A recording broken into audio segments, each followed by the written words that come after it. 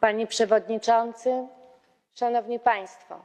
Uważam, że nasza dyskusja jest bezprzedmiotowa, bowiem Państwo chcecie dyskutować o ustawie, której nie ma i wypowiadać się w kwestiach, co do których Parlament Europejski nie ma uprawnienia.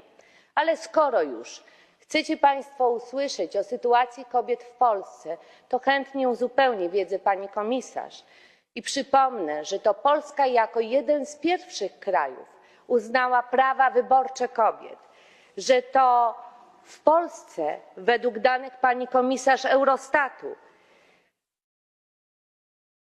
mamy najmniejszą różnicę między wynagrodzeniami kobiet i mężczyzn, jeśli chodzi o średnie wynagrodzenia, że to badania Agencji Praw Podstawowych w 2014 roku udowodniły, że liczba aktów przemocy wobec kobiet w Polsce, w tym gwałtów, jest jedną z najniższych w Europie. To właśnie Polska wypracowała bardzo dobry system ochrony kobiet pracujących w ciąży.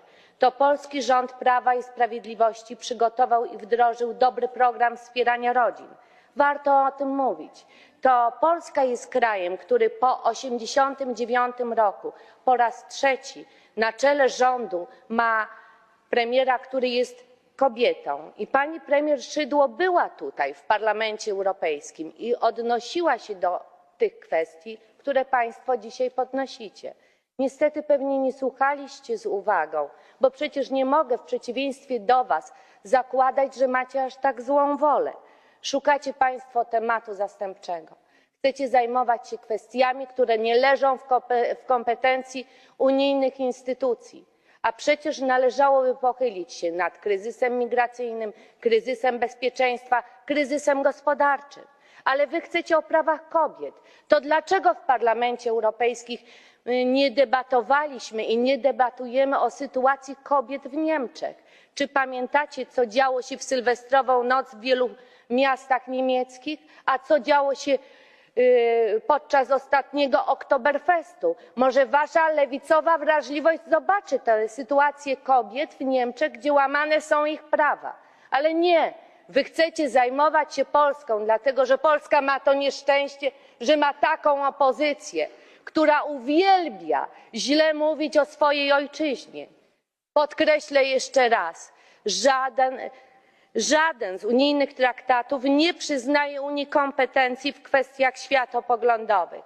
Wręcz przeciwnie, ingerencja unijnych instytucji w te kwestie jest niedopuszczalna, co potwierdził także Unijny Trybunał Sprawiedliwości. Ingerencja w te kwestie nie znajduje również uzasadnienia, pani komisarz, w Karcie Praw Podstawowych.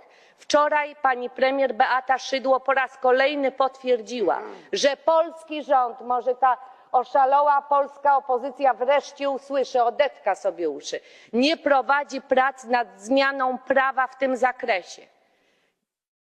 Okazuje się, że oburza Państwa to, że obywatele w Polsce wnieśli do Parlamentu Polskiego projekt obywatelski w kwestii ochrony życia.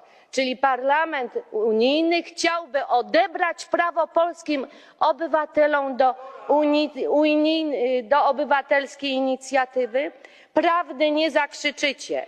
Chcecie Państwo więc dyskutować o ustawie, której nie ma, i w kwestii której Parlament Europejski nie ma nic do powiedzenia.